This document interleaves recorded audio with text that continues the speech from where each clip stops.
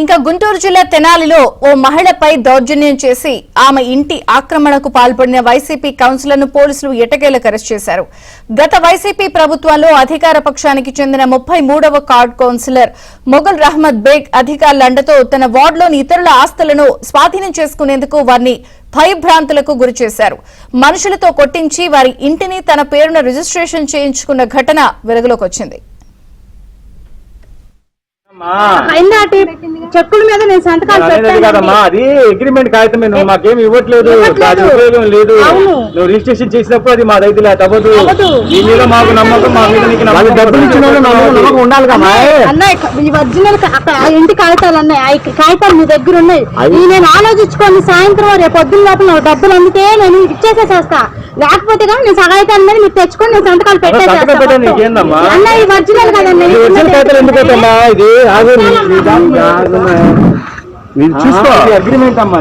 అమ్మినట్టు వస్తే మాకు సంతకాలు. ఇది అగ్రిమెంట్ అయినట్టు, ఇది అగ్రిమెంట్ చదువుకున్నా చదువుకుని ఒరిజినల్ కాదు. ఇది ఇది ఇది దస్తాది, నువ్వు ఫలానా వాళ్ళ దగ్గర ఫలానా కొన్నానని ఇది అగ్రిమెంట్. అసలు నీకు సంతకం పెట్టడానికి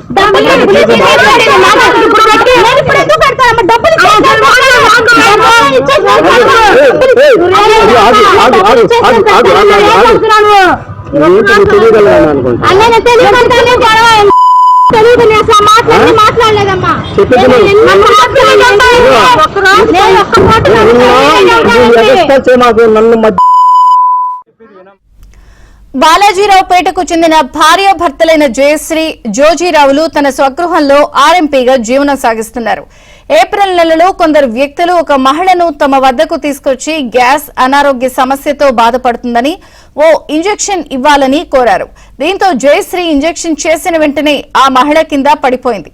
అయితే ఆమెను నువ్వే ఇంజెక్షన్ చేసి చంపావని వారు జయశ్రీ గొడవకు దిగారు. చనిపోయిన ప్రమాదం లేదని తెలిసి వారు గొడవతో తాను కూడా భయపడి ఓ ప్రైవేట్ హాస్పిటల్ కి తీసుకెళ్లి చికిత్స చేయించామని బాధితురాలు జయశ్రీ తెలిపారు.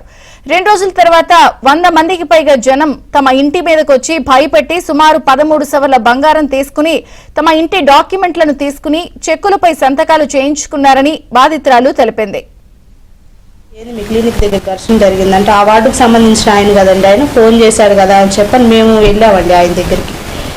అక్కడికి వెళ్తే ఆయన ఒక 20 మంది ఉన్నారండి. ఉంటే వాళ్ళందరూ కలిసి మమ్మల్ని కొట్టి ఆమె చనిపోయింది లేదు అని చెప్పానంటే ఈ మొగల్ అహ్మద్ అని ఆయన కాపాడుతున్నట్టు మమ్మల్ని పైకి తీసుకెళ్ళి ఆమె చనిపోయిందంటే వాళ్ళు 40 లక్షలు అడుగుతున్నారు ఇవ్వాలి అని అంటే ఇంకా ఏంటి అని చెప్పాను. మాకు భయం వేసిందండి. ఇంకా బయటకు వెళ్ళే పరిస్థితుల కింద 200 మంది ఉన్నారు, అదట్ట ఇదట్లా అని చెప్పి మమ్మల్ని భయపెట్టేశాడండి బాగా. అంటే కొట్టున్నారు కదా కింద, మేము భయపడిపోయాం. 40 లక్షలు అడుగుతున్నాయి, ఇప్పుడు మా దగ్గర ఎక్కడ ఇవ్వండి అని అంటే మీ ఒంటి మీద బంగారం ఉంది కదా ఇవ్వండి అని చెప్పి అవి 15 లక్షలు అంటే 13 సెవర్లు అండి. అవి మొత్తం ఇద్దరే తీపిచ్చేసేసారండి. ఇద్దరిని కొట్టి అక్కడే తీసేసుకున్నారండి. మొత్తం తీసుకొని ఇంకా మమ్మల్ని వదిలిపెట్టారండి. ఈ తాకట్టు పెట్టుకొని గౌస్ అని మన శివాలయం వెనకమాలండి, అక్కడ జూలియర్ షాప్లో తాకట్టు పెట్టుకొని 5 లక్షలు ఏమో తెచ్చుకున్నారండి. తెచ్చుకొని అదిగో వాళ్ళకి ఇస్తున్నాం మేము 5 లక్షలు అని చెప్పానని ఈయన కారులో కూర్చోబెట్టి ఎన్ని భయప్రాంతులు గురి చేసి నా చేత ఇంటి పట్టాక అప్పుడే ఇల్లు కొనుక్కున్నామని ఆ ఇంటి పట్టా కాగితాలు తెప్పించుకొని వాళ్ళ దగ్గర పెట్టించుకొని చెక్కులు నోట్ల మీద సంతకాలు పెట్టించుకొని ఖాళీ కాగితాల మీద పంపించేశారండి. ఈ దౌర్జన్యంపై గతంలో 3 టౌన్ పోలీస్ స్టేషన్లో బాధితులు ఫిర్యాదు చేసినా పట్టించుకోలేదని సమాచారం. దీంతో వారు చేసేదేమీ లేక ఊరు వదిలి వెళ్లిపోయారు. ఇప్పుడు కూటమి ప్రభుత్వం అధికారంలోకి రావడంతో తిరిగి ఆ బాధితులు మళ్లీ తెనాలికొచ్చారు. తీరా ఇప్పుడు కూడా ఆ వైసీపీ కౌన్సిలర్ అనుచరులు కొన్ని కాగితాలు తీసుకొచ్చి సంతకాలు చేయాలని బెదిరింపులకు దిగారు. అంతేకాదు ఇంట్లో సామాన్లు బయట పడేసి తాళం వేస్తామంటూ బెదిరించడంతో చేసేదేమీ లేక న్యాయం కోసం మళ్లీ 3 టౌన్ పోలీసులను ఆశ్రయించామని బాధితురాలు తెలిపింది. వెళ్దామని చెప్పాను. అక్కడ నుంచి కారు వేసుకొని వెళ్తే ఆ కారు ఎమ్మట పడి ఇంకా మేము అటు ఎస్పీ ఆఫీస్కి వెళ్ళే వాళ్ళని కూడా దుగ్గిరాల వైపు వెళ్ళిపోయామండి. భయపడి దుగ్గిరాల వైపు వెళ్ళిపోతే అక్కడ ఇది పోలీస్ స్టేషన్లో హ్యాండ్ ఓవర్ అయిపోతే అక్కడ కానిస్టేబుల్ ఇచ్చాక అమ్మ ఇక్కడిది కాదు ఇది అక్కడికి వెళ్ళండి అని చెప్పానని పంపించారు. పంపిస్తే 3 టౌన్కు రాగాలని అక్కడ మమ్మల్ని పట్టించుకొని ఏమి అప్పుడంటే వాళ్ళ అధికారంలో ఉంది నాది అదట్లా ఇదట్లా అని ఆయన ఇది చేశారండి. అప్పుడు పంపించారు. మామూలుగా కొట్టారు కదా ఇంక నేను భయపడిపోయానండి బాగా. రిజిస్ట్రేషన్ చేయించుకొని నా చేత మా తిట్టి బాగా ఇబ్బంది పెట్టి ఆ రిజిస్ట్రేషన్ చేయించుకొని ఇంకా ఊర్లో నుంచి వెళ్ళిపోవాలి మీరు ఇక్కడ ఉంటే చెట్టుకి ఏలాడదీస్తా అని చెప్పని అసభ్యకరంగా తిట్టి నన్ను బాగా ఇది చేశారండి. అవి ఆడియోలు వీడియోలు కూడా ఉన్నాయి. మాకు పోలీసు వారు న్యాయం చేస్తామని చెప్పారండి.